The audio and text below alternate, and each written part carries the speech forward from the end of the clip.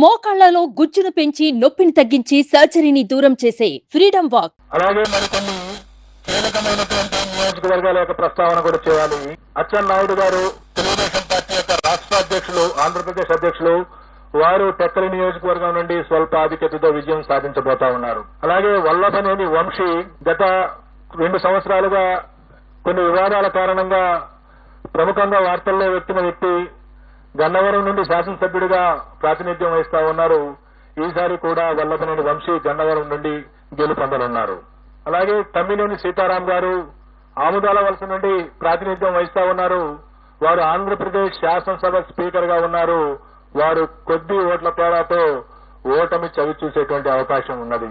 అలాగే రఘురామకృష్ణరాజు గారు, కనుమూరి రఘురామకృష్ణరాజు గారు ప్రస్తుతం నర్సాపురం నుండి ఎంపీగా ఉంటూ ఇటీవల తెలుగుదేశం పార్టీలో చేరి ఉండి నుండి శాసనసభకు పోటీ చేయడం జరిగింది. వారు ఉండి నుండి గెలుపొందబోతా ఉన్నారు. అలాగే బూడి ముత్యాల నాయుడు గారు, వారు ప్రస్తుతం ఆంధ్రప్రదేశ్ ఉప ముఖ్యమంత్రిగా ఉన్నారు. వారు అనకాపల్లి నుండి, గతంలో వారు మాడుగుల నుండి శాసనసభ్యులుగా ఉన్నారు. ఈ ఎన్నికల్లో అనకాపల్లి నుండి పార్లమెంటు సభ్యులుగా పోటీ చేస్తున్నారు. వారు భారతీయ జనతా పార్టీ అభ్యర్థి సీఎం రమేష్ చేతిలో ఓటమి చవిచూడనున్నారు. అలాగే వైఎస్ఆర్ కాంగ్రెస్ పార్టీ యొక్క ముఖ్య నాయకులు శ్రీ విజయసాయి రెడ్డి గారు, వారు నెల్లూరు పార్లమెంటు నుండి పోటీ చేయడం జరిగింది. వారు నెల్లూరు పార్లమెంటు నుండి ఓటమి చవిచూడబోతా ఉన్నారు.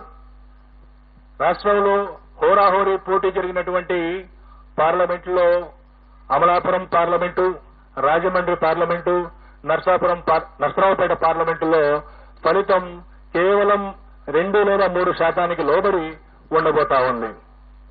ఈ విధంగా రాష్ట్రంలో ఉన్నటువంటి 4 రాజకీయ పార్టీల యొక్క ముఖ్య నాయకుల యొక్క గెలుపు ఓటముల్ని మనం చర్చించుకున్న తర్వాత ఈ ఎన్నికల్లో కీలకమైనటువంటి అంశాలను కూడా నేను ప్రస్తావించవలసి ఉంటుంది. తెలుగుదేశం పార్టీ గత 5 సంవత్సరాల నుండి ప్రతిపక్షంలో ఉన్న కారణంగా గత ఎన్నికల్లో 2019 శాసనసభ ఎన్నికల్లో చరిత్రలో ఎప్పుడు లేని విధంగా 10% మించినటువంటి ఓట్ల తేడాతో ఓడినటువంటి కారణంగా పొత్తు తప్పదు అని తెలుసుకున్నటువంటి పార్టీ నాయకత్వం జనసేన పార్టీని పొత్తులోకి ఆహ్వానించడం, ఆ తర్వాత కూడా గెలుపుకు కేవలం జనసేన మాత్రమే కాదు, మరొక బలమైనటువంటి రాజకీయ పక్షం యొక్క అవసరం ఉన్నదని తెలుసుకుని భారతీయ జనతా పార్టీతో కూడా చివరి వరకు పొత్తు కోసం ప్రయత్నం చేసి భారతీయ జనతా పార్టీని కూడా పొత్తులో కలుపుకున్నటువంటి పరిస్థితిని రాష్ట్ర ప్రజలందరూ చూశారు. ఒకవైపు ఈ రాష్ట్ర ముఖ్యమంత్రి వైఎస్ఆర్ కాంగ్రెస్ పార్టీ అధ్యక్షుడు వైఎస్ జగన్మోహన్ రెడ్డి సంక్రాంతి నాటికే అభ్యర్థుల్ని 90% మందిని ప్రకటించేసి నియోజకవర్గాల వారీగా, జిల్లాల వారీగా, ప్రాంతాల వారీగా సిద్ధం వంటి సభలను ఏర్పాటు చేసుకుని ప్రజల్లోకి పోతా ఉంటే ప్రతిపక్ష కూటమి సీట్ల సర్దుబాటు, ఆ సీట్లలో ఏ అభ్యర్థిని నిలబెట్టాలి అనేటువంటి విషయంలోనే ఆల్మోస్ట్ నామినేషన్స్ వరకు ఆగినటువంటి పరిస్థితిని మనం చూశాం. అదే కాకుండా గత 5 కరోనా కాలాన్ని తీసివేయగా మిగతా కాలంలో ఈ రాష్ట్ర ప్రభుత్వం అవలంబించినటువంటి నూతన విధానాలు, వాలంటీర్ వ్యవస్థ ద్వారా ప్రతి ఇంటి గడప వద్దకు ప్రభుత్వ సేవలను చేర్చడం ఏదైతే ఉందో, ఇది నేను గతంలో కూడా చెప్పాను. ఈసారి ఎన్నికల్లో అది కీలక పాత్ర పోషించబోతా ఉంది. 71% మంది గ్రామీణ ప్రజానీకం ఉన్నటువంటి ఆంధ్రప్రదేశ్ లో ఏ గ్రామంలోనైనా సరే ప్రభుత్వం ద్వారా ఏదైనా పథకం లబ్ధి పొందాలన్నా, ప్రభుత్వానికి సంబంధించినటువంటి ఏదైనా సంక్షేమ అభివృద్ధి కార్యక్రమం పొందాలన్నా ఆ గ్రామ స్థాయి నాయకుడి దగ్గరకో, మండల స్థాయి నాయకుడి దగ్గరకో వెళ్లాల్సినటువంటి పరిస్థితి. ఈ వాలంటీర్ వ్యవస్థ ద్వారా ఆ పరిస్థితి నుండి మార్పు తీసుకొచ్చినటువంటి వైరాన్ని ఈ రాష్ట్ర ప్రజలు అభినందించారు. ఏ ప్రభుత్వ పథకం కావాలన్నా, ఏ ప్రభుత్వానికి సంబంధించినటువంటి ప్రయోజనం జరగాలన్నా వాలంటీరే ఇంటి దగ్గరకు వచ్చి సేవలు అందించేటువంటి ఒక వినూత్న కార్యక్రమం ఈ రాష్ట్ర ప్రజల్లో ఆత్మగౌరవం పెంచింది అనడానికి ఏమాత్రం సందేహం లేదు. దానితో పాటు గతంలో ఉన్న 31 లక్షల పెన్షన్దారులను 64 లక్షలకు పెంచడం, గత ప్రభుత్వం కేవలం చివరి 2 నెలల్లో ఇచ్చినటువంటి 2,000 రూపాయలతో పోల్చుకుంటే ఈ 5 సంవత్సరాల పాటు 2,000 రూపాయల నుండి 3,000 రూపాయలకు పెన్షన్ ఇవ్వటం, దీంతో పాటు గ్రామ సచివాలయ వ్యవస్థ ద్వారా అనేక రకాల ప్రభుత్వ ప్రయోజనాలను మన గ్రామం వద్దకే తీసుకొచ్చారనేటువంటి భావన గ్రామీణ ప్రాంత ప్రజల్లో పెరగడం, వీటన్నిటికి మించి ప్రతి 2 నెలలకు 3 నెలలకు మహిళల ఖాతాల్లో ప్రభుత్వం జమ చేస్తున్నటువంటి వేలాది రూపాయలు గ్రామీణ ఆర్థిక వ్యవస్థ విషయంలో గ్రామీణ ప్రజానీకం ఆర్థికంగా వారికి వెసులుబాటు కల్పించే విషయంలో ఈ ప్రభుత్వం విజయం సాధించింది. ఈ ప్రభుత్వానికి సుమారుగా 56% మంది మహిళలు తిరిగి ఎన్నుకోవడానికి మొన్న ఓటు వేశారు.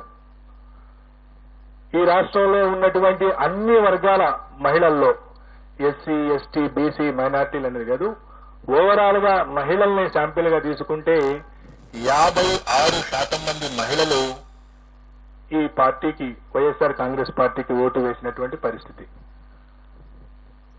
కేవలం 42% మంది మాత్రమే తెలుగుదేశం పార్టీ కూటమికి మహిళల్లో ఓటు పడింది. అలాగే పురుషుల్లో ఎన్డీఏ కూటమి ఆధిక్యత సాధించింది.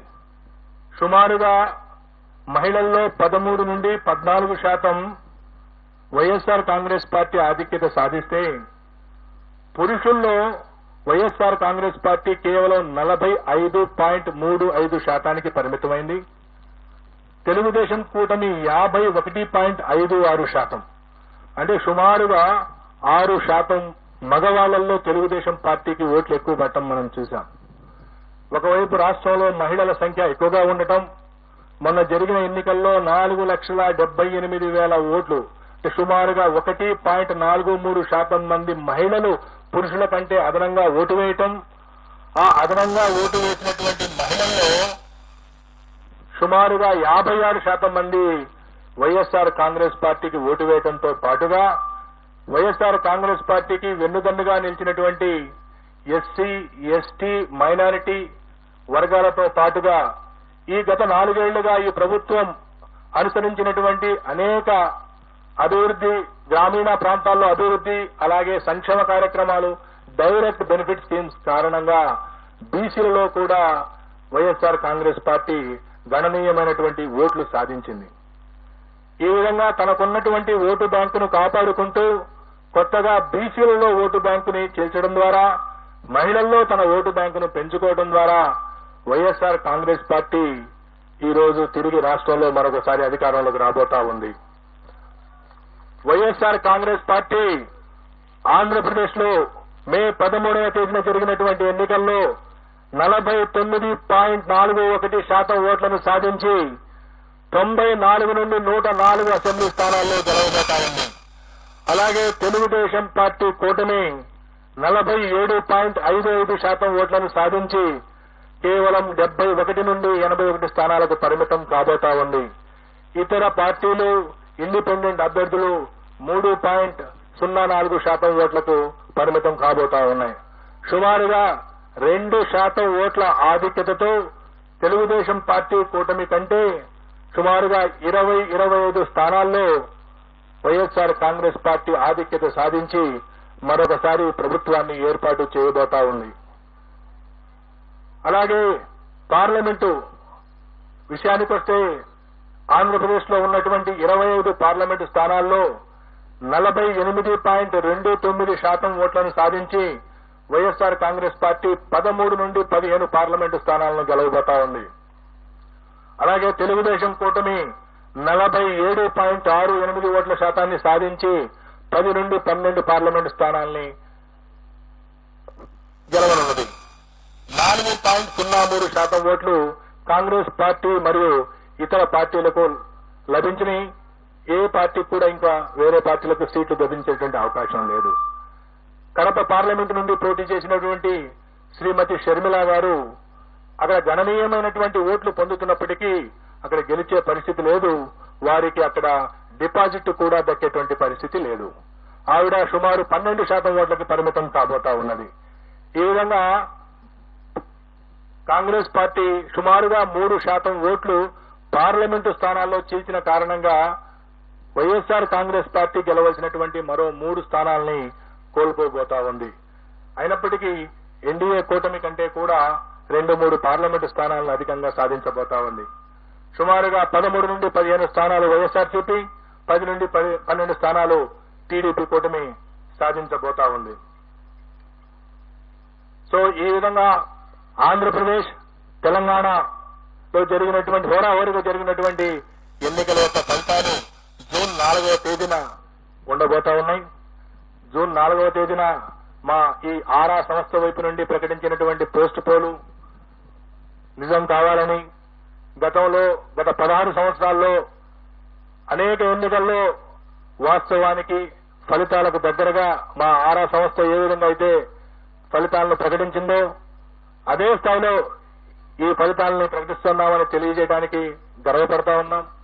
అనేక రకాల ఒత్తిళ్లు, అనేక రకాల విమర్శలు అన్ని మా ప్రొఫెషన్ లో భాగంగా ఎప్పుడు వస్తూనే ఉంటాయి.